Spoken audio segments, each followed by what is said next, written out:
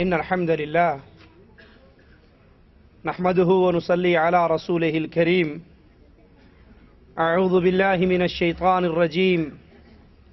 بسم الله الرحمن الرحيم. قل هو الله أحد الله الصمد لم يلد ولم يولد ولم يكن له كفوا أحد.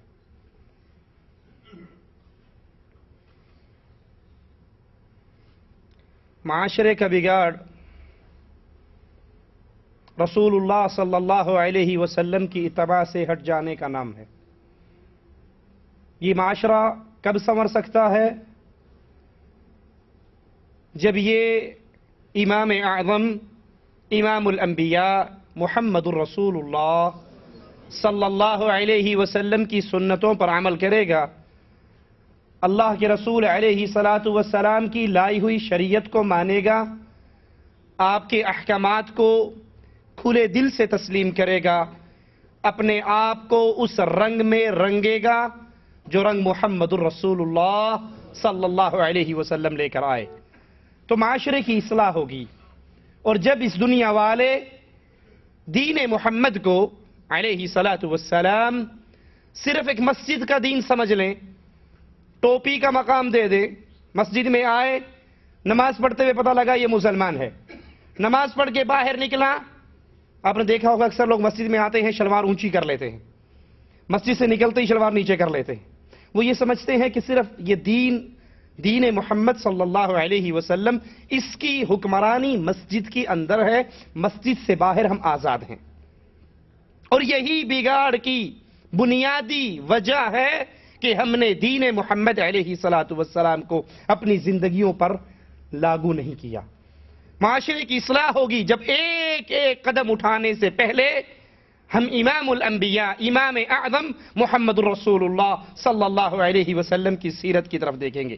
آئیے اس معاشرے کی اصلاح کے طریقہ کار اپنے آقا، اپنے امام، اپنے قائد محمد الرسول اللہ صلی اللہ علیہ وسلم کی احادیث کی روشنی میں سنتے ہیں. مسند احمد میں ہے، رسول اللہ صلی اللہ علیہ وسلم نے فرمایا 3 شخص اللہ کی جنت میں داخل نہیں ہوں گے. اللہم لا تجعلنا منہم ولا معاہم ولا فیہم. اے اللہ اپنی رحمت سے ہمیں ان بد نصیبوں میں شامل نہ فرمانا. 3 شخص ایسے ہیں جن کے اندر ایسی معاشرتی بیماریاں ہیں، وہ بیماریاں جس سے معاشرہ بگڑتا ہے. آپ نے فرمایا 3 شخص جنت میں داخل نہیں ہوں گے. وہ کون ہیں؟ مدمن الخمر، ہمیشہ شراب پینے والا، شرابی اگر بغیر توبہ کے مر جاتا ہے تو اس کی سزا جہنم کے اندر زخمیوں کا خون اور پیپ پلایا جائے گا.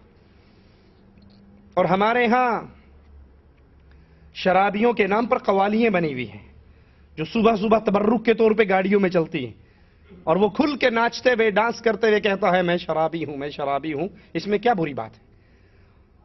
رسول اللہ صلی اللہ علیہ وسلم فرماتے ہیں شراب پینے والا، شرابی، یہ اللہ کی جنت میں داخل نہیں ہوگا. ہمیشہ شراب پینے والا. قاطع الرحم، صلہ رحمی کی بجائے قطع رحمی کرنے والا، جو رشتے اللہ عز و جل نے بنائے ہیں، جن کے ملنے سے معاشرہ سلجھتا ہے، ان رشتوں کو توڑنے والا. باپ کا رشتہ، ماں کا رشتہ، خالہ، پھوپھی، ماموں، چچا، تایا، یہ سارے رشتے کس نے بنائے؟ ان کو جوڑنے کا حکم کس نے دیا؟ اللہ عز و جل نے. کتنے ہی وہ بد نصیب ہیں جن کو کافی عرصہ گزر چکا ہے اور کبھی انہوں نے فون کر کے اپنی ماں کا حال بھی نہیں پوچھا ہوتا. بیوی سے گپ مارتے ہیں اور فون بند کر دیتے ہیں. ماں ترستی رہتی ہے اس کی آواز کو، باپ ترستا ہے اس کی آواز کو. رسول اللہ صلی اللہ علیہ وسلم کے فرمان کو یاد کیجئے. رشتوں کو توڑنے والا، ناطے توڑنے والا، بغیر ایک تو ناطا توڑا جائے اللہ کی رضا کے لیے تو اس میں تو اجر و ثواب ہے. میں کسی سے رشتے توڑ رہا ہوں، کیوں؟ یہ مشرک ہے، یہ اہل بدعت ہے، یہ بے نماز ہے، یہ سود کھانے والا ہے، اس کو دعوت دے کر میں تھک گیا ہوں، اب میں اس سے دلی محبت نہیں کرتا. میں اہل شرک، اہل بدعت اہل کفر کو اپنی بیٹی کا رشتہ نہیں دیتا، نہ اس کی بیٹی کے رشتے کو قبول کرتا ہوں۔ کفر اور شرک کی حالت میں یہ رشتہ توڑنا کس کے لیے؟ اللہ کے لیے۔ اس پہ تو اجر ہے، اس پہ تو ثواب ہے۔ کسی کا چچا بے نماز مر جائے، کسی کا بھائی بے نماز مر جائے، کسی کا باپ بے نماز مر جائے، کسی کی ماں بے نماز مر جائے، کسی کا سسر، کسی کا عزیز، کسی کا ماموں اور خالو کفر اور شرک کی حالت میں مر جائے اور وہ اس کا جنازہ نہ پڑھے، اس کا نہ پڑھنا اللہ کے ہاں ثواب لکھا جائے گا۔ کیوں؟ اس نے جنازہ کیوں نہیں پڑھا؟ کیونکہ یہ مرنے والا اللہ کا پیارا نہیں، اللہ کا دشمن تھا۔ جو شرک کرتا ہے وہ اللہ کی دشمنی کو مول لیتا ہے، لہذا ان سے تو کوئی محبت نہیں۔ لیکن اس کے علاوہ جو نعتیں اللہ نے ملانے کا حکم دیا ہے، یہ ان رشتوں کو بغیر شرعی عذر کے توڑتا ہے، تو رسول اللہ صلی اللہ علیہ وسلم فرماتے ہیں یہ جنت میں داخل نہیں ہوگا۔ ہمارے ہر رشتہ داری توڑنے کی وجوہات کیا ہوتی ہے؟ دین دور دور تک نظر نہیں آئے گا کہ دین کی بنیاد پہ الا من رحم ربی کسی نے رشتہ توڑا ہو۔ ہم ان کے گھر گئے، ہمارے ساتھ اس نے یہ سلوک کیا، اس نے یہ سلوک کیا، ہم نے جواب میں یہ سلوک کرنا ہے۔ ہمارے ہاں اپنی جان کو، اپنی ذات کو دیکھا جاتا ہے۔ ایک شخص آیا رسول اللہ صلی اللہ علیہ وسلم کے پاس، کہتا یا رسول اللہ صلی اللہ علیہ وسلم، میں اپنے رشتہ داروں کے ساتھ اچھا سلوک کرتا ہوں، وہ میرے ساتھ برا سلوک کرتے ہیں، میں کیا کروں؟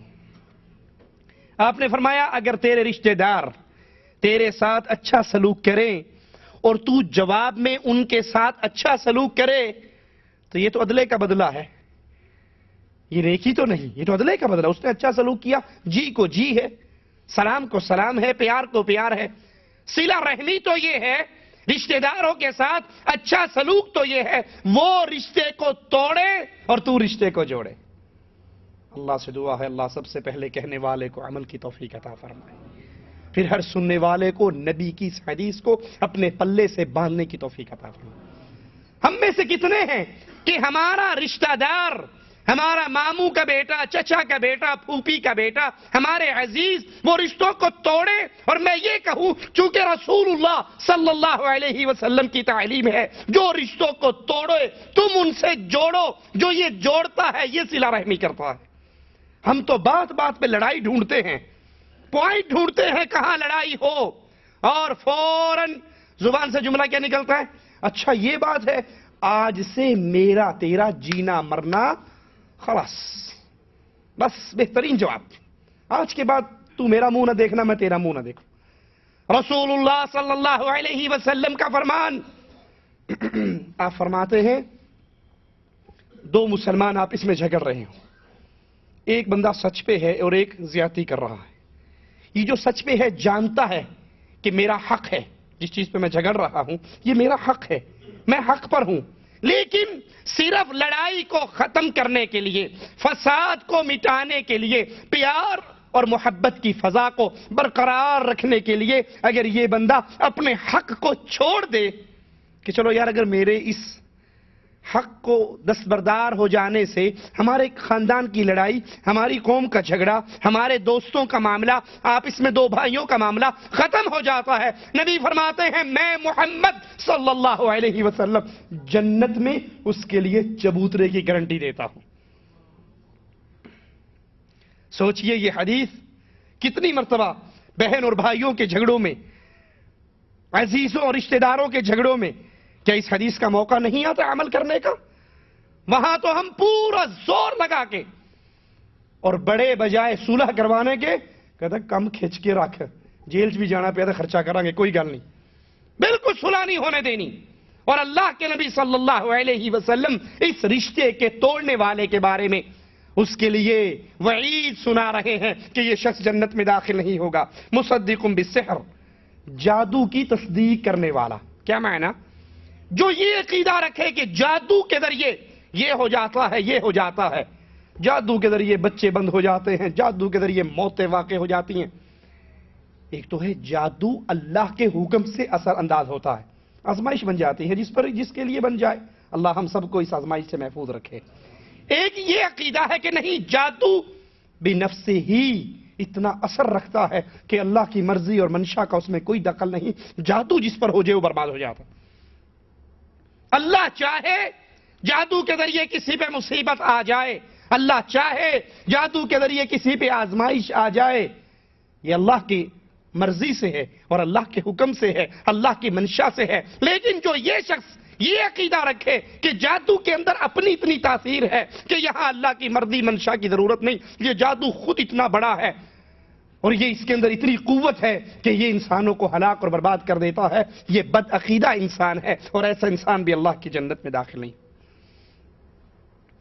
رسول اللہ صلی اللہ علیہ وسلم کی حدیث کو سنیے، آپ نے فرمایا دیوس پر اللہ کی جنت حرام۔ رسول اللہ صلی اللہ علیہ وسلم 3 شخصوں کا ذکر کرتے ہیں، فرماتے ہیں ان پر اللہ نے جنت کو حرام کر دیا۔ کون؟ ہمیشہ شراب پینے والا، نمبر 2 والدین کا نافرمان، ماں ہو یا باپ، باپ حکم دے اٹھو یہ کام کرو، وہ پیر پٹک کے وہیں بیٹھ جائے، نہیں میں کرتا۔ ماں حکم دیتی ہے یہ کام کرو، کہتا نہیں مانتا۔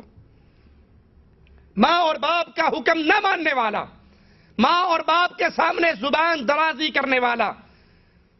ابن عباس رضی اللہ عنہما سے سوال ہوا تھا نا، ماں باپ کے ساتھ احسان کرنے کا اللہ نے حکم دیا ہے، تو اس احسان کا کیا مطلب ہے؟ کہا احسان کو سمجھانے کے لیے کوئی 1-2 جملے میں بات نہیں ہو سکتی۔ کہا اچھا پھر یہ بتائیے کہ نافرمان کون ہے؟ آق کس کے اوپر یہ فتویٰ لگے گا؟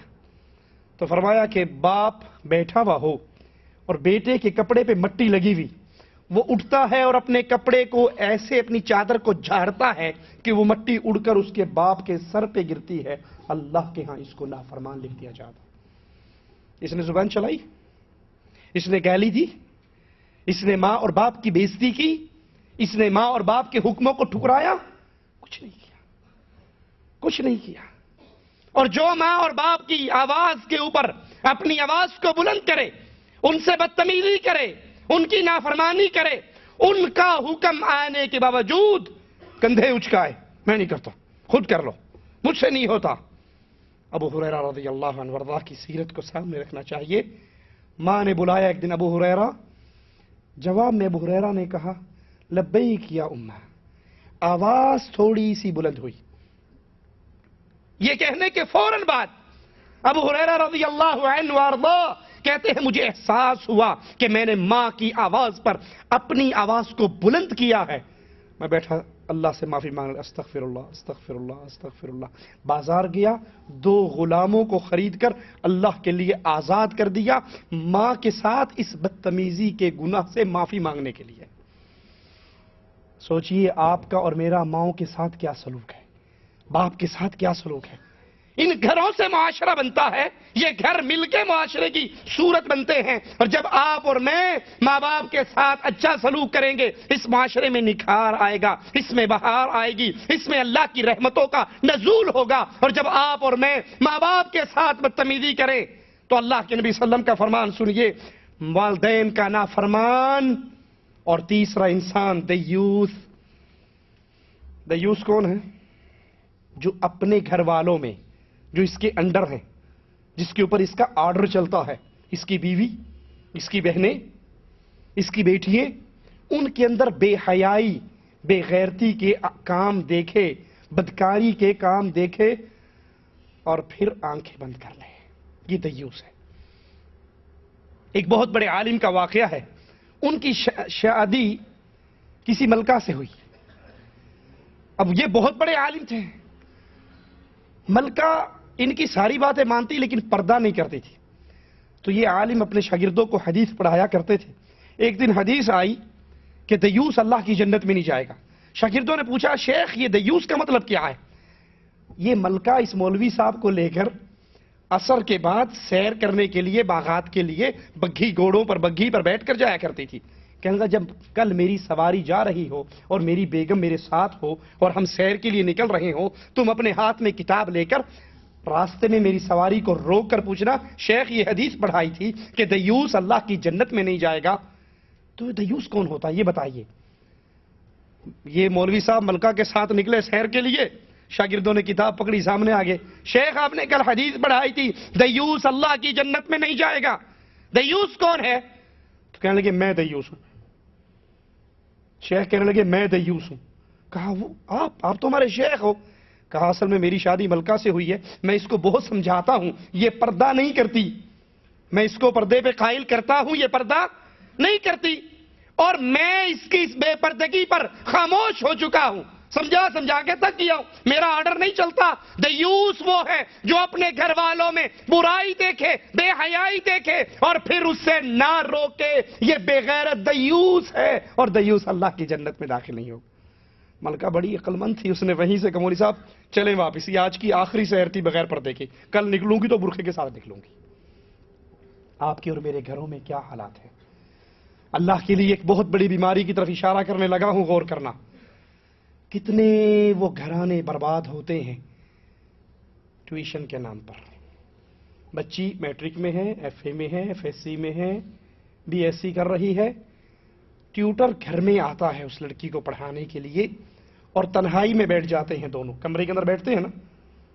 ماں اپنے باقی بچیوں سے کہتی ہے خبردار کوئی اونچا نہ بولے اور کوئی بہن کے کمرے میں داخل نہ ہو۔ وہ انگلش کی ٹیوشن پڑھ رہی ہے، وہ کیمسٹری کی ٹیوشن پڑھ رہی ہے، وہ بیالوجی کی ٹیوشن پڑھ رہی ہے۔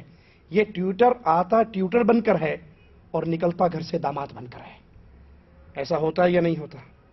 یہ بغیرتی باپ بھی برداشت کرتا ہے، یہ بغیرتی ماں بھی برداشت کرتی ہے، انگلش کے نام پہ، سائنس کے نام پہ، کیمسٹری کے نام پہ، کہ ہماری بچی اندر بیٹھ کے تیاری کرے، اور یہ نہیں جانتی کہ محمد الرسول اللہ صلی اللہ علیہ وسلم نے منع فرماتے ہوئے کہا کوئی مرد کسی غیر عورت کے ساتھ تنہا نہ ہو، اور اگر تنہا ہوگا تو تیسرا کون ہوگا؟ شتونگڑا نہیں کہا، وڈا آئے گا، بابا جی آئیں گے، خود شیطان ان دو کے درمیان میں بدماشی کرنے کے لیے حاضر ہوگا۔ اور کتنے وہ گھر ہیں جو برباد ہوئے، جس کے اندر ٹیوٹر بن کر نوجوان مرد آتا ہے اور نوجوان بیٹی تنہائی میں بیٹھ کے پڑھتی ہیں، بے غیرت ماں خود چائے بنا کر ان کے سامنے رکھتی ہے اور نہیں جانتی اس پڑھائی کے نام پہ یہاں پہ بدکاری ہو رہی ہے۔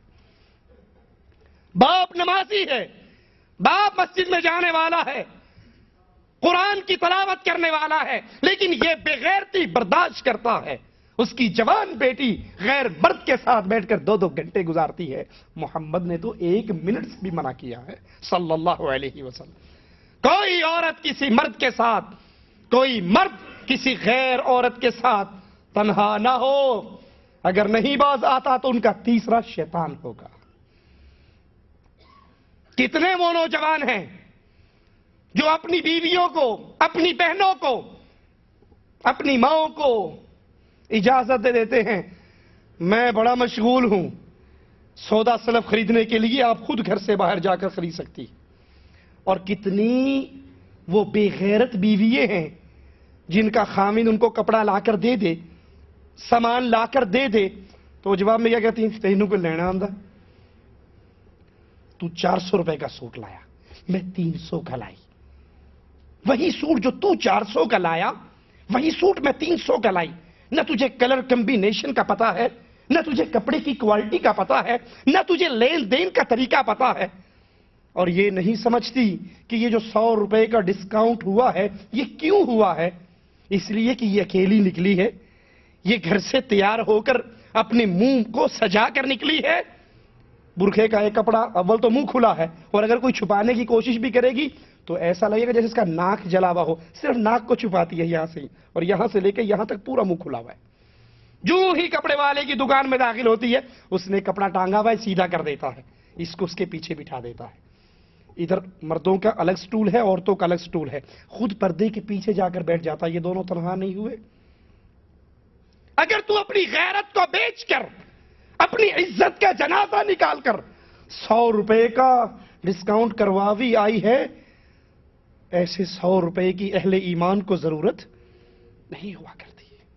یہ بے غیرت ہے، یہ دیوس ہے جس کی ماں جس کی بہن، جس کی بیٹی، جس کی بیوی بازاروں میں بن ٹھن کے نکلتی ہے، خوشبوئیں لگا کے نکلتی ہے، پاؤں کے اندر پائل پہن کے نکلتی ہے، حالانکہ محمد الرسول اللہ صلی اللہ علیہ وسلم نے فرمایا جو عورت خوشبو لگا کے گھر سے نکلے، اس کی خوشبو نامحرم مردوں تک پہنچے، فہی زانیۃ زانیۃ زانیہ، یہ گندی بدکار زانیہ عورت ہے۔ اور یہ بیماری معاشرے کی عام، شاپنگ کے لیے عورت جا رہی ہے، اچھے بھلے دین کا نام لینے والے ان کی شادی اٹینڈ کر لیں، باوجود کہ مسجد میں نکاح ہو سکتا ہے، باوجود کسی کے گھر کی چھت کو لے کر ولیمے کا فنکشن ہو سکتا ہے، لیکن وہ کہتے ہیں اگر کہیں اور ولیمہ کیا تو ناک کٹ جائے گی، مسجد میں نکاح ہوا تو ناک کٹ جائے گی۔ یہ شادی ہال کس لیے ہے؟ ہمارا نام اونچا تب ہوتا ہے، لڑکی والوں نے اگر 300 روپے پر ہیڈ پہ شادی ہال بک کیا ہے، لڑکے والا چاہتا ہے ادھار کیوں نہ لینا پڑے، 350 پہ میں ہال بک کرواؤں۔ اجی مولوی صاحب، گھر سے باپردہ ہو کے عورتیں جاتی ہیں شادی ہال کے اندر، پہلی بات یہ جب گھر سے نکلے گی، یہ جنازہ پڑھنے تو نہیں جا رہی نا، شادی پہ جا رہی ہے، کیا خیال ہے یہ خوشبوئیں نہیں لگائے گی؟ آپ کہو گے جی مولوی صاحب ہم نے بڑا روکا ہوا ہے، بالکل پرفیوم نہیں لگانے دیتے، تو بھائی جتنا میک اپ کا سامان ہے، کاسمیٹک جتنا ہے، کیا اس میں خوشبوئیں نہیں ہے؟ فیس پاؤڈر میں خوشبو نہیں ہے؟ لپسٹک میں خوشبو نہیں ہے؟ مسکارے میں، آئی لائنر میں خوشبو نہیں ہے؟ لپ لائنر میں خوشبو نہیں ہے؟ نیل پالش میں خوشبو نہیں ہے؟ یہ سارے ایٹم خوشبوؤں سے بھرے ہوئے ہیں، اور یہ مسلمان نمازی کی بیوی، یہ نمازی کی بہن، یہ نمازی کی بیٹی ان خوشبوؤں سے بھر کے گھر سے نکل رہی ہے، اور محمد کی حدیث فٹ آ رہی ہے، یہ زانیہ ہے، زانیہ ہے، زانیہ ہے۔ یہ شادی ہال میں پہنچ گئی، ان کو کھانے دینے والے کون ہیں؟ ان کے سامنے ٹیبل پر کھانا لگانے والے وہ کون ہیں؟ وہ ان کے محرم ہیں یا نہ محرم؟ ان کے بھائی ہیں یا غیر آدمی ہیں؟ معاشرے کا جنازہ نکلتا ہے جب محمد کریم صلی اللہ علیہ وسلم کی اتباع کو چھوڑ کر یہود و نصارہ کے پیچھے چلا جاتا ہے۔ اللہ کے لیے غیرت مند بنیے، دیوس نہ بنیے، کہ دیوس اس دنیا کے اندر بھی اس کے لیے خیر نہیں ہے اور اگلے جہان میں بھی اس کے لیے خیر نہیں ہے۔ ایک ایک معاملے میں امام الانبیاء، امام اعظم محمد الرسول اللہ صلی اللہ علیہ وسلم کی حدیث کو دیکھیے۔ ہمارا کاروبار، اس میں اللہ کی قسم عام روٹین ہے، اللہ کی قسم یہ چیز اتنے کی آئی اور وہ اتنے کی نہیں بھی آئی بھی ہوگی تو سامنے والا کہتا ہے یار اس نے قسم اٹھا دی اور کیا بچا۔ قرآن حکیم کہتا ہے ان الذین یشترون بعہد اللہ وایمانہم ثمنا قلیلا اولئک لا خلاق لهم فی الآخرۃ ولا یکلمهم اللہ ولا ينظر الیہم یوم القیامہ ولا یزکیہم ولہم عذاب علیم۔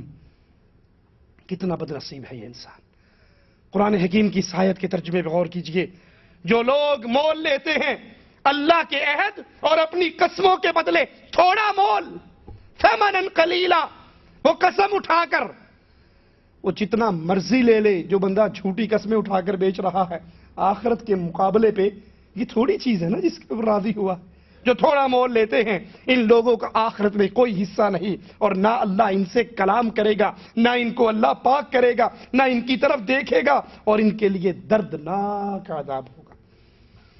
پر سوچئے جس کے عذاب کے بارے میں اللہ گواہی دے رہا ہے کہ وہ دردناک عذاب ہوگا، وہ عذاب کتنا دردناک ہوگا۔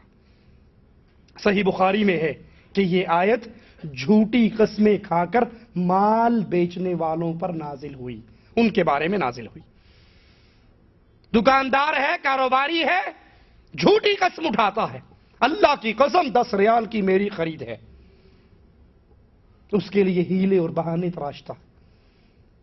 اور عجیب بات، آپ یہ جھوٹی قسم اٹھانے والوں کو اکثر دیکھو گے، وہ قسم اٹھائے نا 10 ریال کی میری اپنی خرید ہے، اور بندہ اس کی دکان سے باہر نکلنے لگے، پہلے تو کوشش کرے گا 10 میں ہی نکل جائے، اچھا یار تو نہ فائدہ دے، پروفٹ نہ دے، 10 کی لے لے۔ دیکھا یہ بندہ جا رہا ہے 10 کی بھی لیتا، کہتا چلو روپیہ کرو پالا گا تو 8 دی لے لا 9 دی لے لا۔ اگر یہ اللہ کی قسم واقعی تیری 10 کی خرید ہے تو جس پہ قسم اٹھائی ہے اس سے نیچے تو کیسے اتر آیا؟ یہ جھوٹ بول کر، جھوٹی قسمیں اٹھا کر یہ سمجھتے ہیں کہ ہم نے بہت مال اکٹھا کر لیا، دنیا کی خیر اکٹھی کر لی، اور بھول جاتے ہیں کہ قیامت کے دن اس پر کتنی شدید اللہ کی وعید ہے۔ صحیح مسلم میں ہے، ابو ذر رضی اللہ عنہ وارضہ فرماتے ہیں رسول اللہ صلی اللہ علیہ وسلم نے فرمایا قیامت کے دن اللہ عز و جل 3 بدنصیب ایسے ہیں جن کی طرف نہ دیکھے گا، نہ ان سے بات کرے گا، نہ ان کے گناہوں سے ان کو پاک کرے گا، اور ان کے واسطے سخت عذاب ہوگا۔ جس کے گناہوں کو اللہ معاف کرنا چاہے اس کا منظر کیا ہوگا؟ حدیث میں آتا ہے ایک شخص کو لایا جائے گا، اس کے آنے سے پہلے ہی مالک فرشتوں سے کہے گا اس کے نامہ اعمال میں سے بڑے بڑے گناہ ہٹا دو، چھوٹے چھوٹے گناہ پیش کرو۔ اب اس سے سوال شروع ہو گئے اور یہ ڈرنا شروع ہو گیا، مارا گیا۔ چھوٹے چھوٹوں پہ اللہ پوچھ رہا ہے، پکڑ کر رہا ہے، ابھی وہ بڑے بڑے گناہوں کے رجسٹر تو کھلے ہی نہیں ہے، میں تو برباد ہو گیا آج۔ اس مناقشے کے بعد مالک کہے گا میرے فرشتوں، میرے بندے کی سارے گناہوں کے بدلے میں نیکی بنا دو۔ اس کو تھوڑا سا حوصلہ ہوگا، کہے گا اچھا، کہے گا اللہ میں نے کچھ ایسے گناہ بھی کیے جو مجھے اب نظر نہیں آ رہے۔ یہ سمجھے گا چھوٹے گناہوں پہ چھوٹی نیکی ہیں، بڑے گناہوں پر بڑی نیکی ہیں۔ رسول اللہ صلی اللہ علیہ وسلم یہ فرما کر اتنا ہنسے کہ آپ کی جاڑیں مبارک نظر آ گئی۔ لیکن یہ بدنصیب ایسے 3 جن کی طرف نہ اللہ عز و جل دیکھے گا، نظر رحمت نہیں فرمائے گا، ان کو گناہوں سے پاک نہیں کرے گا، ان سے کلام نہیں کرے گا۔ ابو ذر کہتے ہیں میں نے کہا یا رسول اللہ صلی اللہ علیہ وسلم یہ کون لوگ ہیں؟ یہ تو بڑے ہی نقصان میں ہیں، یہ تو بڑی تباہی کے اندر ہیں۔ تو آپ نے فرمایا ٹخنوں سے نیچے اپنا کپڑا لٹکانے والا، مسجد میں آ کر شلوار اونچی کرنے والوں، اپنی پینٹ کو فولڈ کر کر اللہ اکبر کہہ کر اور السلام علیکم ورحمۃ اللہ ہوا، جوتی پہننے سے پہلے پینٹ کو نیچے کریں گے، جیسے یہ سمجھتے ہوں کہ اللہ کی بات صرف مسجد میں آ کر ماننی ہے، باہر نکل کر میں آزاد ہوں۔ مومن ہر حال میں مومن ہوتا ہے، اس کے سامنے ہر حال میں محمد رسول اللہ صلی اللہ علیہ وسلم کا فرمان ہوتا ہے۔ حضرت معاویہ رضی اللہ عنہ وارضہ، ایک قوم سے ان کا معاہدہ تھا جنگ نہ کرنے کا، آج رات ان کا معاہدہ ختم ہو رہا ہے، امیر معاویہ لشکر کو روانہ کرتے ہیں، لے کر خود نکلتے ہیں کہ ان سے معاہدہ آج ختم ہوگا، صبح ہوتے ہی ہم اس پہ حملہ کر دیں گے، بے خبری میں جا لیں گے اور ہم ان پر کامیاب ہو جائیں گے۔ ایک صحابی باہر نکلے، کہنے لگے اللہ کے رسول کی حدیث پہ عمل کرو، وفا کرو، بے وفائی نہ کرو۔ امیر معاویہ رضی اللہ عنہ نے بلایا، کیا بات ہے، کیا کہنا چاہتے ہو؟ کہا محمد الرسول اللہ صلی اللہ علیہ وسلم کا مبارک فرمان ہے جس قوم سے تمہارا معاہدہ ہو، اگر تمہاری نیت ان پہ حملہ کرنے کی ہے، معاہدہ برقرار رکھنے کی نہیں ہے، مزید معاہدے کی تجدید کرنے کی نیت نہیں ہے، تو ان پر بے خبری پہ حملہ نہ کرو، ان کو پہلے اطلاع دے دو۔ امیر معاویہ رضی اللہ عنہ وارضہ، فوج نکل چکی، کوچ ہو چکا، قافلے کے ساتھ خود دوڑ رہے ہیں۔ ہمارا جیسا ہوتا کیا کہتا کوئی گال نہیں، سنت ہی تے ہے۔ ہم کیا کہتے ہیں اجی شلوار ٹخنے سے اوپر ہو نیچے ہو، مولوی صاحب اتنی سختی نہیں ہے، آپ تو ویسے ہی بس رگڑتے رہتے ہو، سنت ہی تو ہے، ایک سنت چھٹ گئی تو کیا ہو جائے گا؟ فوراً قافلے کو رو کر کہے مجھے محمد کریم کی حدیث کا علم ہوا ہے، کسی قوم سے اپنا معاہدہ تجدید نہ کرنا ہو تو حملہ کرنے سے پہلے ان کو اپنی نیت کی اطلاع کرو، واپس لوٹ جاؤ، میں محمد کی مخالفت نہیں کر سکتا صلی اللہ علیہ وسلم۔ یہ شلوار کا ٹخنے سے نیچے ہونا یہ چھوٹی بات نہیں ہے۔ امیر عمر، آدھی دنیا کے بادشاہ، آدھی دنیا کے فاتح، مورخ لکھتے ہیں مسلمانوں کے پاس ایک عمر اور ہوتا پوری دنیا پر اسلام کا جھنڈا لہرا جاتا۔ زخمی ہو گئے، مسجد رسول کے کچے فرش پہ گرے ہوئے، ایک نوجوان عیادت کے لیے آتا ہے، شلوار ٹخنے سے اوپر ہو نیچے ہو کیا فرق پڑتا ہے، بلکہ اب تو معاملہ اس سے آگے ترقی کر گیا، کسی کی شلوار سنت کے مطابق ہو تو کیا کہتے ہیں، اچھا چھوٹے بھائی کی پہن لی ہے، بارش تو نہیں ہو رہی، تم نے کیوں شلوار ٹونگی ہوئی ہے؟ اچھا بدو ہے، بکریاں چراتا ہے اس لیے اونچی کی ہوئی ہے۔ کوئی کہتا ہے کپڑے بچانے لگ گیا، بھائی تھوڑے 4.5 میٹر کے اندر سوٹ بن جاتا ہے، شلوار آدھی پنڈلی پر ہے، اور نہیں سمجھتا کہ یہ محمد رسول اللہ کی سنت ہے، عام سنت نہیں، بڑی عظیم سنت ہے۔ عمر ابن خطاب اس جاتے ہوئے نوجوان کو دیکھتے ہیں، نظر اس کی شلوار کے کپڑے پر پڑتی ہے جو ٹخنے سے نیچے ہے۔ اس حال میں عمر کہ موت اور حیات کی کشمکش ہے، کہتے ہیں اس کو بلاؤ، اس کو عمر کے پاس لے کر آؤ۔ وہ نوجوان واپس آتا ہے، امیر المؤمنین عمر رضی اللہ عنہ وارضہ فرماتے ہیں، اے بھتیجے شلوار کو اونچی کر، تہمت کو اونچی کر، کپڑے کو ٹخنے سے اونچا کر، یہ تیرے دل کو بھی پاک رکھے گا اور تیرے کپڑے کو بھی پاک رکھے گا۔ اور ابو ذر کیا کہہ رہے ہیں؟ آقا نے کہا 3 افراد نہ اللہ ان کی طرف دیکھے گا، نہ ان سے ہم کلام ہوگا، نہ ان کے گناہوں سے ان کو پاک کرے گا۔ ان میں ایک بندہ وہ جس کی شلوار ٹخنے سے نیچے رہتی ہے۔ افسوس، بجائے حدیث رسول پہ عمل کیا جاتا، جن کے لیے حدیث رسول آئی ہے وہ ماننے کے لیے تیار نہیں، دوسری پارٹی ماننے کے لیے تیار ہے۔ جائیے انڈیا پاکستان کے سڑکوں پہ گزرتی ہوئی مسلمان عورتوں کو دیکھ لیجئے، ٹخنا ننگا کرنے کا حکم کس کے لیے آیا جی؟ اور یہ کہاں رکھتے ہیں؟ پینٹیں پہننے والوں کو دیکھا ہوگا آپ نے، ان بیچاروں کی پینٹیں جوتیوں کے اندر تک گھسی بھی ہوتی ہیں، ان کا بس نہیں چلتا جوتا بھی اسی کے اندر لپیٹ لیں۔ جن کو ٹخنا ننگے کرنے کا حکم ہے وہ ایڑی سے بھی نیچے، ام سلمہ کہتی ہے یا رسول اللہ صلی اللہ علیہ وسلم، آپ فرماتے ہو ایک بالش سے زیادہ کوئی اپنے کپڑے کو اپنے ٹخنے سے نیچے نہ کرے، یہ تکبر ہے۔ عورتیں تمہیں اجازت ہے، ایک بالش کی اجازت ہے عورتوں کے لیے۔ ام سلمہ کہتی ہے یا رسول اللہ صلی اللہ علیہ وسلم، جب عورت کا کپڑا ٹخنے سے ایڑی سے ایک بالش نیچے ہوگا، جب وہ چلے گی اس کا کپڑا اٹھے گا، غیر آدمی کی اس کے پاؤں کی ایڑیوں پر نظر پڑے گی۔ یہاں فتویٰ کیا دیا جاتا ہے؟ چہرہ ڈھانپنے کی قرآن اور اس میں کوئی دلیل ہے ہی نہیں۔ ارے جس دین میں ایڑیاں ڈھانپنے کا حکم ہے، چہرہ کھلا رہ سکتا ہے؟ اللہ کے نبی نے فرمایا ام سلمہ اگر چلتے ہوئے ایک بالش کپڑا نیچے کرنے سے تمہاری ایڑیاں ننگی ہونے کا ڈر ہے تو ایک ہاتھ عورت کپڑا زمین پہ لٹکائے، اس سے زیادہ نہ لٹکائے۔ عورتوں کو حکم ہے ٹخنے ڈھانپ کے رکھے، مرد کو حکم ہے ٹخنوں کو ننگا رکھے۔ آج مرد اپنے ٹخنوں کو ڈھانپ کے رکھتے ہیں اور عورتوں کو دیکھ لیں، آدھی پنڈلی پہ ان کے نئے سوٹ جتنے آتے ہیں، ان کے جتنے ڈیزائن بنتے ہیں، اتنے ٹائٹ پجامے، لگتا ہے جیسے کپڑا ساتھ رکھ کے مشین ماری ہوئی ہے، چلتے ہوئے 11 نمبر جا رہا ہے۔ یہ مسلمان عورت ہے، یہ مسلمان بچی ہے، اس کا باپ دین کو نہیں جانتا، اس کے بھائی نے شریعت کو نہیں پڑھا، انہیں محمد کی حدیث ان کے کانوں تک نہیں ٹکرائی۔ عورت کے ٹخنے ننگے، مرد کے ٹخنے چھپے ہوئے۔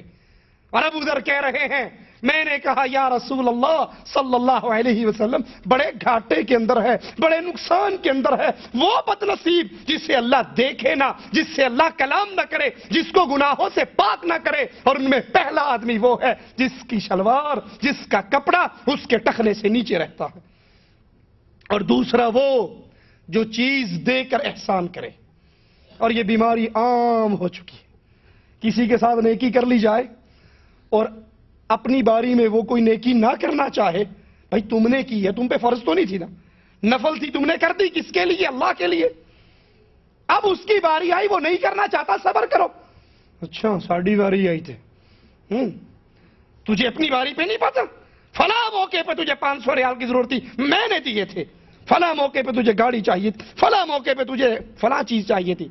احسان کر کے جتلانے والا، اگر نہیں احسان کر کے صبر کرنے کی طاقت تو کم از کم رک جاؤ، اپنی آخرت تو برباد نہ کرو، اور اگر احسان کیا ہے اس کو خالص اللہ کی رضا کے لیے رہنے دو۔ اور جو اللہ کی رضا کے لیے کرتا ہے اس کا گھاٹا، سودا اس کا گھاٹے میں نہیں ہے۔ قیامت کے دن ایک شخص آئے گا جہاں تک اس کی نگاہ ہوگی کھجوروں کا ایک پہاڑ ہوگا، انبار ہوگا، وہ کہے گا اللہ غریب آدمی تھا، اتنی کھجوریں زندگی میں دنیا میں کبھی دیکھی نہیں تھی، تیرے نام پہ دینے کا تو سوال ہی پیدا نہیں ہوتا، یہ کھجوریں کہاں سے میرے نام اعمال میں آ گئی؟ مالک فرمائے گا میرے بندے، کیا تو نے آدھی کھجور میری رضا کے لیے، میری محبت کے لیے، میرے ڈر سے فلاں دن فلاں فقیر کو دی تھی؟ کہ کہا ہاں اللہ، آدھی کھجور تو میں نے دی تھی، آدھی کھجور تو میں نے دی تھی۔ کہا تیری اخلاص کی قیمت کو تیرا رب جانتا تھا، تو نے آدھی دی تھی، تیرا اللہ تیری اسی آدھی کھجور کی پرورش کرتا رہا، اور آج یہ سارا ڈھیر اسی کھجور کا ہے۔ احسان کیجئے اللہ کے لیے، نیکی کیجئے اللہ کے لیے، لیکن کسی کو نیکی جتلائیے نہیں۔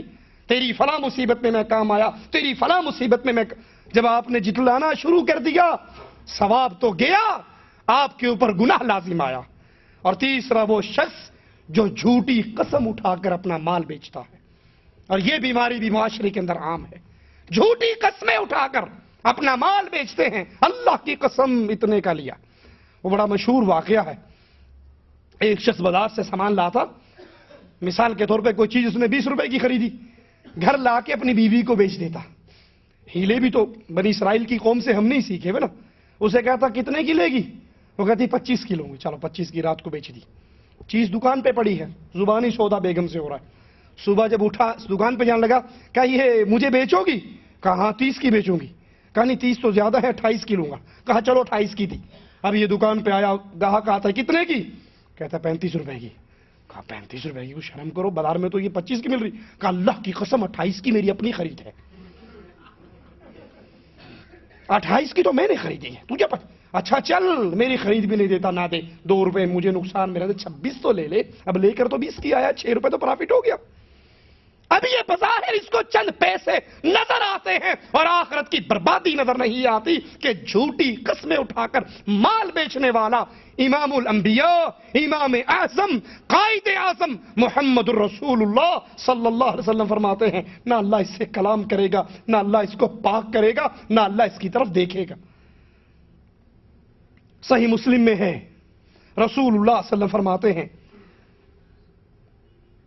تکبر کرنے والوں کے بارے میں، تکبر کا بڑا بھیانک انجام ہے آخرت میں، یاد کر لیجئے۔ اور تکبر ہے کیا؟ صحابی نے کہا یا رسول اللہ صلی اللہ علیہ وسلم، ہمارا جی چاہتا ہے ہمارے کپڑے اچھے ہوں، ہمارے جوتے اچھے ہوں، ہماری وضاقت اچھی ہو، ہم اچھا لباس پہنے۔ امام الانبیاء، امام اعظم محمد الرسول اللہ صلی اللہ علیہ وسلم فرماتے ہیں اللہ جمیل ہے اور جمال کو پسند کرتا ہے، خوبصورتی کو مالک پسند کرتا ہے، یہ تکبر نہیں ہے۔ یا رسول اللہ صلی اللہ علیہ وسلم، تکبر کیا ہے؟ صحیح مسلم کے اندر تکبر کی یہ تعریف موجود ہے۔ کہا تکبر ہے لوگوں کو حقیر جاننا۔ لوگوں کو حقیر جاننے کا کیا مطلب؟ شاہ صاحب کے گھر کے اندر رشتہ مانگنے والا کوئی آرائی آ جائے، اب شاہ صاحب اس آرائی کا دین پسند ہے شاہ صاحب کو کہ بڑا اچھا ہے، نمازی ہے، 5 وقت کا نمازی ہے، مواحد ہے، مشرک نہیں ہے، قبر کا پجاری نہیں ہے، غیر اللہ کا پجاری نہیں ہے، قبروں کا طواف کرنے والا نہیں ہے، یا علی مدد کا بیج لگانے والا نہیں ہے، اللہ کو پکارتا ہے، اللہ کا مواحد بندہ ہے۔ ساری گلنا ٹھیک نے مولوی صاحب، لیکن وہ ہے تے ارائی نا، ہے تے ارائی، ہم سید، ہم قریشی النسل، اور وہ ارائی، موچی، مسلی، کمار، جلاحہ، کھیس بننے والا۔ اب سید کی بیٹی کھیس بننے والے گھر میں کیسے جائے گی؟ لا حول ولا قوت الا باللہ۔ یہ ہندوازم کی تفریق آج قرآن پڑھنے والی امت کے اندر داخل ہو گئی۔ خاندان کے خاندان برباد، معاشرے کا معاشرہ برباد۔ گھر بیٹھی بیٹھی بچی کو بوڑھی کر لیں گے، کہیں گے خان کا رشتہ نہیں ملے گا تو خان اپنی بچی نہیں دے گا ماڑا، سید کو سیدانی نہیں ملے گی تو بچی نہیں دے گا۔ اجی مجبوری ہو نا تو امتی کی لڑکی لے لیتا ہے، لیکن سید امتی کو لڑکی دیتا نہیں ہے۔ ارے بھائی سارے ہی محمد کے امتی ہیں، تو کوئی خاص امتی آ گیا یا تو کسی اور نسل سے ہے؟ جس نے کلمہ پڑھا ہے وہ محمد کی امت میں شامل ہے صلی اللہ علیہ وسلم۔ لوگوں کو حقیر جاننا۔ آپ دیکھیے انسان اس کے سٹیٹس کا بندہ آتا ہے نا تو بڑی گرم جوشی سے اٹھ کر ملتا ہے، السلام علیکم، پورا ہاتھ اس کے ساتھ ملاتا ہے۔ اور اگر کوئی کلرک بندہ آ جائے، کوئی غریب بندہ، کوئی پھٹے ہوئے کپڑے، کوئی پرانے سے کپڑے، ہاں جی السلام علیکم جی، السلام علیکم، وہ 3 انگلیاں نا انگوٹھا یہاں رکھ کے السلام علیکم السلام علیکم، ہاں جی ادھر جاؤ ادھر جاؤ ادھر جاؤ۔ آپ دعوتوں کو دیکھ لیں، امیر لوگوں کی دعوت ہے، اپنے سٹیٹس کے لوگوں کی۔ میں کار کوٹھی والا ہوں، کار کوٹھی والے کو کھانے پر دعوت دوں گا، میرے کھانے پہ غریب، میرے کھانے پہ عام آدمی، میرے کھانے پہ معاشرے کا گرا ہوا آدمی۔ ارے تم نہیں جانتے مواحدوں کو، اللہ کے دربار میں قیمت سید قریشی ہاشمی کی رہی ہے، شیخ خان راجپوت کی نہیں ہے، وہاں قیمت لا الہ الا اللہ کی ہے۔ امام الانبیاء نے کہا تھا کچھ لوگ ایسے بھی ہوں گے اگر وہ کسی کی سفارش کرے، سنیے اہل توحید کی قیمت کو سنیے، کچھ ایسے بھی ہوں گے ان کے بالوں میں مٹی پڑی ہوئی، ان کے کپڑے گرد و غبار سے بھرے ہوئے، اگر وہ کسی کی سفارش کرے، کوئی سفارش قبول نہ کرے، وہ کسی مجلس میں داخل ہونے کی اجازت مانگے، ان کو اجازت نہ ملے، لوگ ان کو اتنا کمزور جانے، اللہ کی قسم ایسے موحد بندے اگر اللہ پر قسم اٹھا لیں اور کہ اللہ تجھے قسم ہے تو یہ کام ضرور کرنا، تو اللہ ان کے قسموں کی لاج رکھ کے وہ کام کر دیتا ہے۔ لوگوں کو حقیر جاننے کے مرض سے باہر نکلیے۔ اس ایک سید صاحب کا قصہ آتا ہے نا، اس کے محلے میں جب میت ہوتی، وہ سید صاحب خود افسوس کرنے کی بجائے اپنی پیڑھی سمجھتے ہو جس پہ بیٹھا جاتا ہے، چونکی پیڑھی لکڑی کی چھوٹی سی، وہ پیڑھی بیچ دیتا، اور لوگ کہتے ہٹو بچو شاہ صاحب کی پیڑھی آ رہی ہے، سید صاحب کی پیڑھی آ رہی ہے، وہ پیڑھی رکھ دی جاتی، بھی سید صاحب مشغول ہیں، شاہ صاحب نے پیڑھی بھیج دی ہے، جہاں میت ہوتی وہ شاہ صاحب کی پیڑھی چلی جاتی، شاہ صاحب نے پیڑھی بھیج دی، یہ بھی بڑی عزت کی بات ہے۔ مجھے خود اپنا لاہور کا واقعہ یاد ہے، لاہور میں ایک جگہ پہ درس دینے کے لیے گیا، وہ پورا علاقہ حجویری کو داتا ماننے والوں کا علاقہ تھا، اہل توحید ٹاواں ٹاواں تھے۔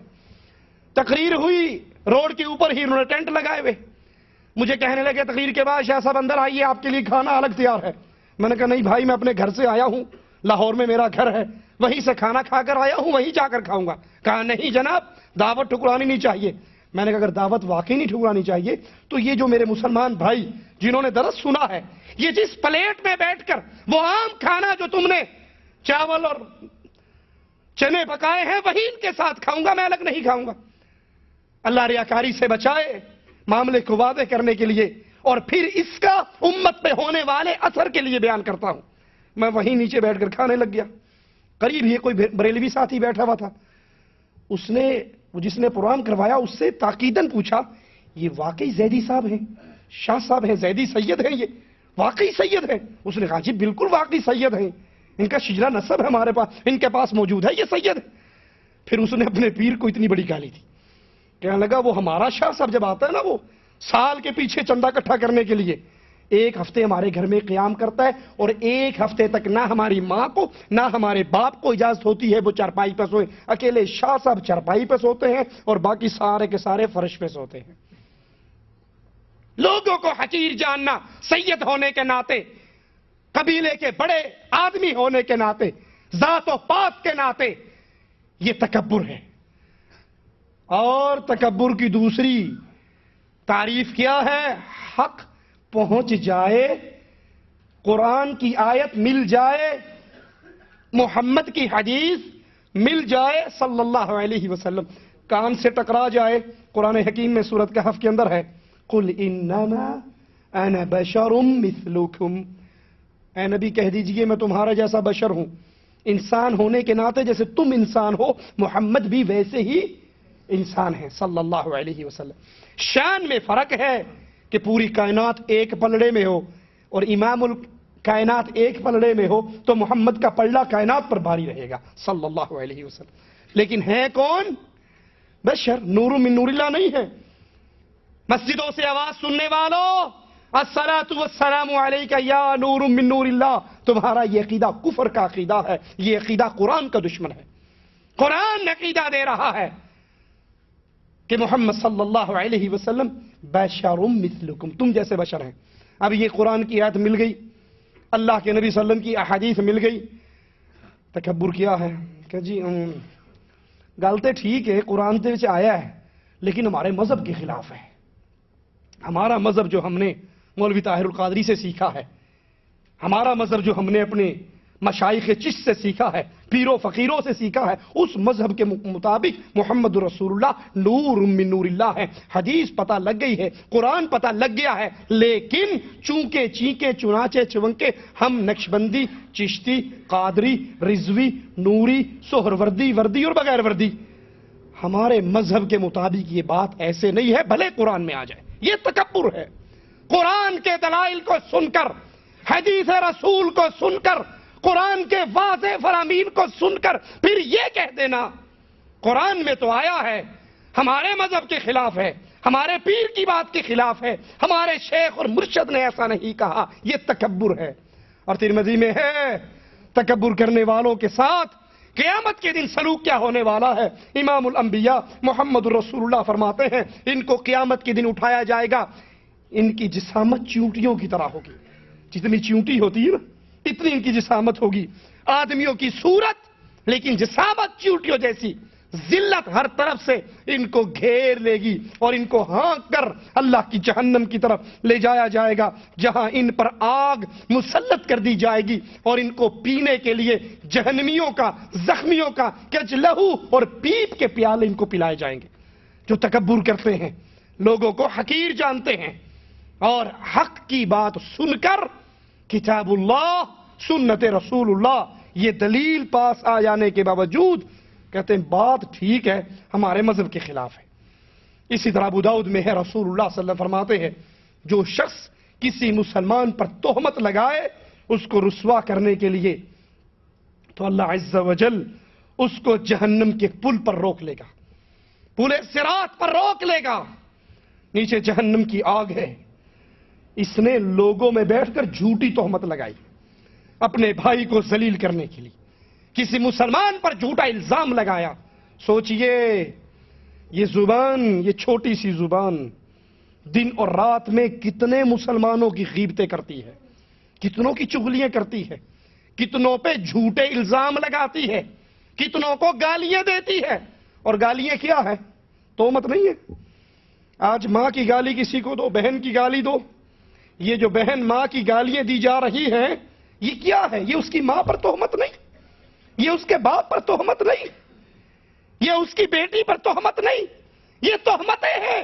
اگر اسلام کی حکومت ہو ان ماحول اور معاشرے کے اندر تو پھر اس گالی دینے والے پر دروں کی بارش ہو، ان کو جھوٹی تہمت لگانے کی سزا دی جائے۔ یہ جھوٹی تہمت لگا کے اپنے مسلمان بھائی کو رسوا کرنے والا، اس کو اللہ عز و جل پل صراط پر روک لے گا جب تک اس کی سزا پوری نہ ہو جائے گی۔ اللہ کے دربار میں توبہ کیجئے، اس زبان کو روکیے، ایک ایک جملہ بولنے سے پہلے سوچئے، میں جس کے بارے میں زبان کھول رہا ہوں کہیں قیامت کے دن میری نیکیوں کا حقدار یہ تو نہیں بنے گا۔ حسین بن علی رضی اللہ عنہ وارضاہ آ کر کہنے والا کہتا ہے، آج فلاں آدمی نے آپ کی غیبتیں کی تھی، فلاں مجلس میں آپ کے بارے میں بہت برا کہا تھا۔ کہنے لگے اچھا، شیطان کو تیرے علاوہ کوئی اور بندہ نہیں ملا یہ رپورٹ مجھ تک پہنچانے کے لیے؟ اب اپنے گھر میں دیکھتے ہیں کہ کیا چیز ہے ایسی جو دی جا سکے۔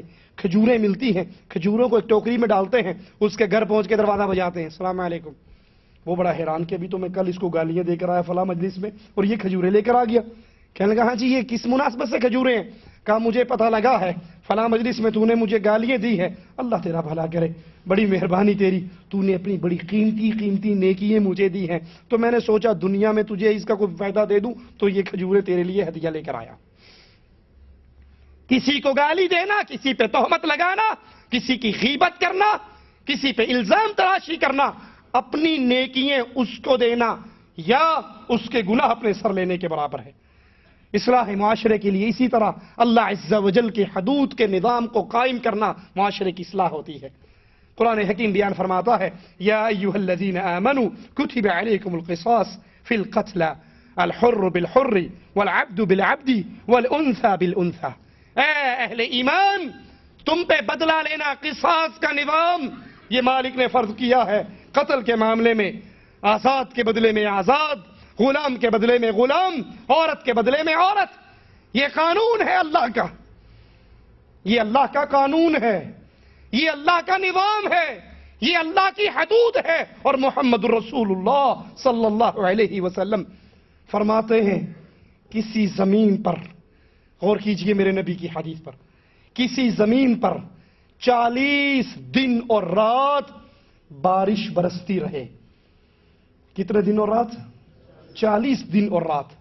کسی زمین پر بارش برستی رہے، اس بارش کے برسنے سے اللہ وہ انعامات نہیں دیتا جو اللہ کی ایک حد اگر کسی دھرتی پہ قائم کر دی جائے اس کے بدلے میں اللہ جو انعامات دیتا ہے. ہمارے ہاں حدود آرڈیننس اس کو سرے سے ہی بدل دیا جاتا ہے. مالی کہتا ہے قاتل کو مقتول کے بدلے میں قتل کر دیا جائے. ہمارے ہاں 2/3 پارلیمنٹ منظور کر لیتی ہے کہ نہیں، قتل کرنا ذرا آج کل بڑا بابا جو ہے نا ناراض ہو جاتا ہے، اس کے بدلے میں اس کو 6 سال قید کر دو، اس کو عمر قید کر دو.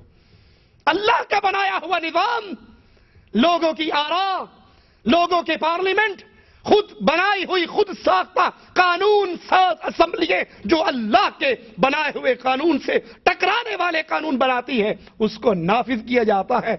اور اللہ کے قانون کے بارے میں کثرت سے آپ نے پڑھا بھی ہوگا، سنا بھی ہوگا، زبان کھولنے والے کھولتے ہیں. یہ حدود، یہ قتل، چوری، زنا کی سزائیں یہ ظالمانہ سزائیں ہیں، یہ وحشیانہ سزائیں ہیں، یہ غیر انسانی سزائیں ہیں. لا حول ولا قوت الا باللہ. ظالموں تم میرے اللہ کو بتانا چاہتے ہو اللہ جو قانون تو نے بنایا ہے، تیرا بنایا ہوا قانون ظالمانہ ہے؟ اگر رب کا بنایا ہوا قانون ظلم پر مبنی ہے تو انصاف کی بات پھر کون کر سکتا ہے؟ یہ اللہ کا قانون ہے. اور اگر مقتول کے وارث چاہیں قاتل کو معاف کر دیں تو اسلام اس کی بھی اجازت دیتا ہے، حوصلہ افزائی کرتا ہے. اللہ جزائے خیر دے امام عبدالعزیز آل سعود رحمہ اللہ کو. اس دھرتی کو دیکھ کر اللہ کی حدود کا نظام یاد آتا ہے. پڑھتے ہو نا اردو نیوز، ہر ہفتے بعد 1-2 خبر 3 خبریں مل جاتی ہیں، فلاں قاتل کو فلاں مقتول کے بدلے میں قتل کر دیا گیا. ایک نظام، ایک حد اللہ کی کسی دھرتی پہ قائم ہو جائے، 40 دن اور رات کی برستی ہوئی بارش سے زیادہ اللہ کا انعام اترتا ہے. جہاں پر زنا کی حد قائم ہو، جہاں پہ چوری کی حد قائم ہو، جہاں پہ قتل کی حد قائم ہو، اور اگر کسی سے قتل خطا ہو جائے تو ایک مسلمان کو آزاد کروائے اور 100 اونٹ مقتول کے گھر والوں کو دے. مسند احمد کے اندر یہ روایت موجود ہے.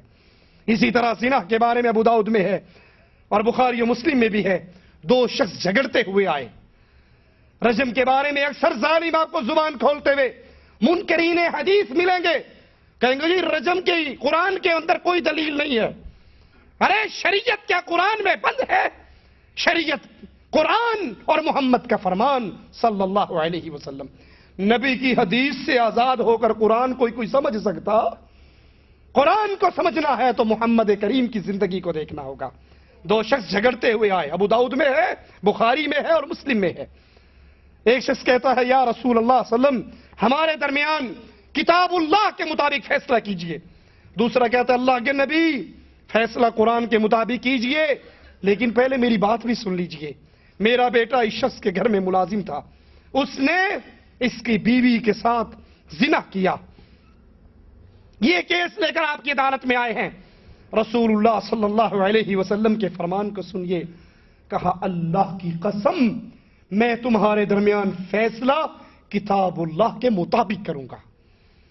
آپ نے اس گوارے لڑکے کو جو شادی شدہ نہیں تھا اس کو 100 درے مارے، اور اس کو درے مارنے کے بعد پھر ایک صحابی کو بھیجا، جاؤ اس کی بیوی سے پوچھو، اگر وہ زنا کا اقرار کر لے اس کو رجم کر دو. صحابی نے جا کر اس سے سوال کیا، اس نے زنا کا اقرار کیا، صحابہ نے اس کو پتھر مار مار کے رجم کر دیا. یہ کہنے والے کہ رجم کی سزا قرآن کے خلاف ہے. ارے قرآن کو تم جانتے ہو یا محمد رسول اللہ جانتے تھے صلی اللہ علیہ وسلم؟ 3 حدیثوں کے اندر یہ قصہ موجود ہے، ابو داؤد، بخاری اور مسلم کے اندر. نبی فرماتے ہیں اللہ کی قسم تمہارا فیصلہ قرآن کی روشنی کے مطابق ہوگا. اور قرآن کی روشنی کے مطابق فیصلہ یہ ہے جو شادی شدہ زنا کرے اس کو پتھر مار مار کے رجم کر دیا جائے، اور جو گوارا کرے اس کو درے مارے جائیں۔ ہمارے ہاں تحفظ نسواں بل پاس ہوتا ہے، جس کے اندر یہ شک موجود ہے، جس کے اندر یہ قانون موجود ہے، اگر لڑکی اور لڑکا رضامندی کے ساتھ بدکاری کر رہے ہوں تو پولیس ان کو گرفتار کر سکتی، کیونکہ مرضی سے کر رہے ہیں۔ یہ اللہ کی شریعت کے مقابلے میں شریعت سازی جب کی جائے، پھر آسمان سے اللہ کی لعنت برستی ہے، اللہ کے عذاب کا کوڑا برستا، رحمتیں نازل نہیں ہوتی۔ ہم اللہ کے دین کا مقابلہ کر کے اللہ سے رحمت کی امیدیں کرتے ہیں۔ اللہ کا قرآن، محمد کا فرمان صلی اللہ علیہ وسلم فیصلہ کر رہا ہے، کنوارا زانی ہو تو اس کو درے مارو، شادی شدہ زانی ہو رجم کر دو، سنسار کر دو۔ اور ہم تحفظ نسواں بل پاس کرنے کے بعد خوشی سے جھوم اٹھتے ہیں، عورتوں کی آزادی کا بل پاس ہو گیا۔ آزادی کیا ہے؟ بدکاری کرنے والے جوڑے کو پکڑ کے پوچھو زبردستی کر رہے سو یا رضامندی نال کرن رہے سو؟ وہ نہیں جی اسی بالکل راضی ہنسی خوشی کر رہے سا، تانوں ٹینشن لین دی کوئی لوڑ نہیں، ساڈا گھر دا مسئلہ ہے۔ اچھا گھر کا مسئلہ ہے، جہاں تانوں مبارک ہوئے لگے رہو، سانوں کوئی ٹینشن۔ اگر زبردستی ہوگی زبردستی والے کو پکڑ لیا جائے گا۔ کیا یہ اللہ کی شریعت سے مذاق نہیں ہے؟ کیا یہ اللہ کے دین سے مذاق نہیں ہے؟ اور زنا کے معاملے میں 4 گواہوں کا ہونا شریعت اس کی شرط لگاتی ہے۔ قرآن بیان فرماتا ہے والذین یرمون المحسنات ثم لم یأتوا بأربعة شہداء فاجلدوہم 80 جلدہ۔ جو پاکیزہ عورتوں پر، عزت مآب عورتوں پر زنا کی تہمت لگائے اور پھر 4 گواہ پیش نہ کر سکے تو ایسے کو 80 درے مارے جائیں، اور اس کی گواہی شہادت کو قبول نہ کی جائے، اور یہ لوگ فاسق ہیں۔ یہ شریعت، بہترین قانون، حدود کا بہترین نظام، معاشرے کی اصلاح کا بہترین طریقہ کار محمد الرسول اللہ صلی اللہ علیہ وسلم نے ہمیں دی۔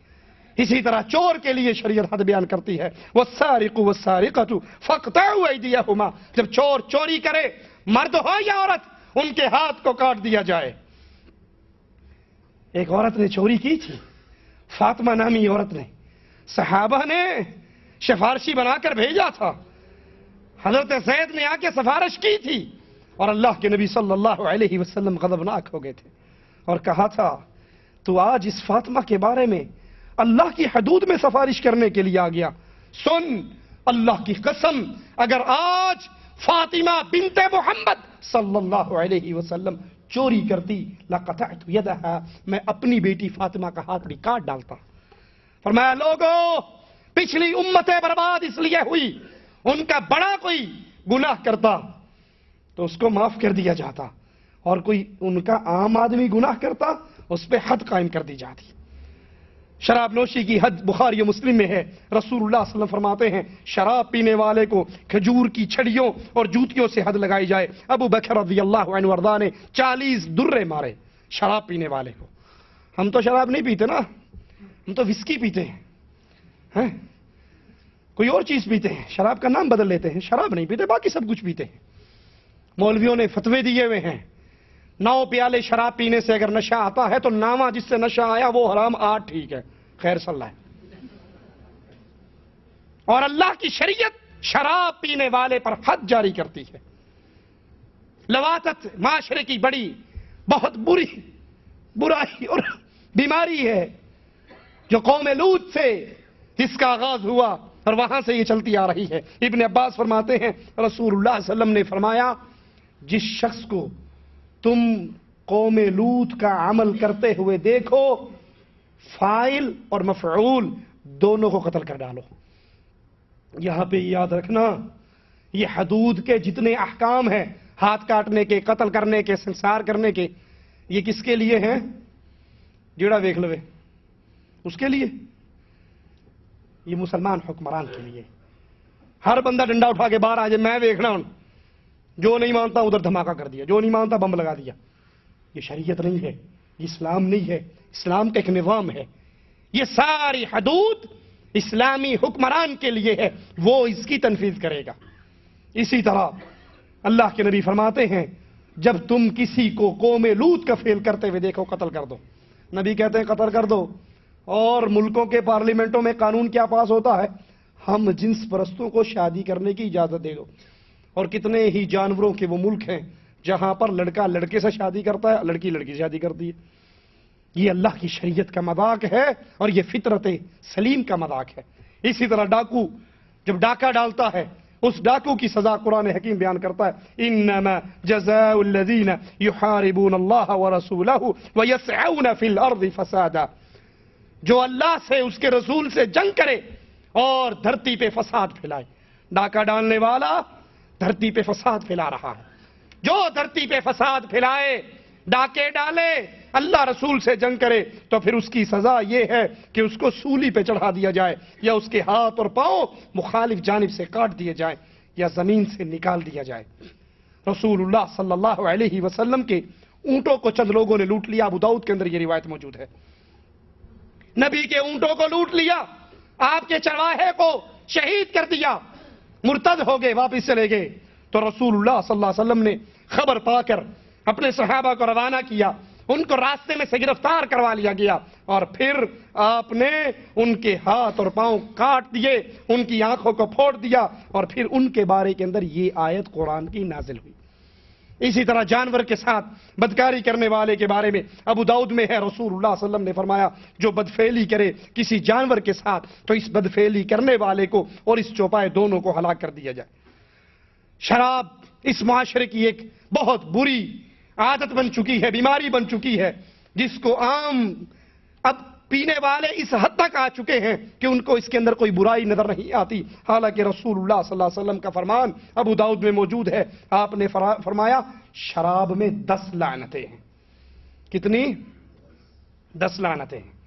پینے والے پر لعنت، شراب کا رس نچوڑنے والے پر لعنت، شراب بنانے والے پر لعنت، شراب اٹھا کر لانے والے پر لعنت، جس کے پاس اٹھا کر لے جائی جا رہی ہے اس پر بھی لعنت، پلانے والے پر بھی لعنت، بیچنے والے پر بھی لعنت، شراب کی قیمت کھانے والے پر بھی لعنت، شراب کے خریدار پر بھی لعنت، اور جس کے لیے شراب خریدی جا رہی ہے اس پر بھی لعنت.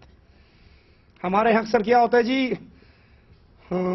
چیز تو یہ حرام ہے لیکن میں تو نہیں استعمال کرتا، وہ میرا کمرے میں دوست ہے نا، اس نے کہا تھا بازار جا رہے ہو لیتے آنا، سگریٹ کی ڈبی بازار جا رہے ہو تم لیتے آنا. میں سگریٹ نہیں پیتا، سچی بات ہے، وہ اس کے لیے لے جا رہا ہوں. جب آپ گناہ نہیں کرتے تو گناہ کا سامان کسی اور کے لیے فراہم کیسے کرتے ہو؟ پھر سن لیجئے، صرف شرابی گناہگار لعنتی نہیں، کس کس پر لعنت ہے؟ پینے والے پر، شراب کا رس نچوڑنے والے پر، شراب بنانے والے پر، شراب اٹھانے والے پر، جس کے پاس اٹھا کر لے جائی جا رہی ہے اس پر بھی لعنت ہے، پلانے والے ساقی پر بھی لعنت ہے، بیچنے والے پر بھی لعنت ہے، اس کی قیمت کھانے والے پر بھی لعنت ہے، خریدار پہ بھی لعنت ہے، اگرچہ خریدار خود نہیں پی رہا، کسی کو سپلائی کر رہا ہے، اس پر بھی لعنت ہے، اور جس کے لیے شراب خریدی جا رہی ہے اس پر بھی لعنت ہے. اللہ سے دعا ہے اللہ ہماری خطاؤں کو معاف فرمائے. اللہ ہمیں محمد کریم صلی اللہ علیہ وسلم کی سنتوں پہ چلنے کی توفیق عطا فرمائے. سوال ہے اگر کوئی شخص اپنی بیوی کو ماں کہہ دے تو کیا اس کا نکاح فسخ ہو جاتا ہے؟ نہیں، اس کا نکاح نہیں ٹوٹتا، لیکن اس کو دوبارہ اپنی بیوی کے پاس جانے سے پہلے یا تو 60 دنوں کے روزے رکھنے ہیں، یا 60 مسکینوں کو کھانا کھلانا ہے، یا ایک غلام کو آزاد کرنا ہے. اقول قولی ھذا واستغفر اللہ لی ولکم ولسائر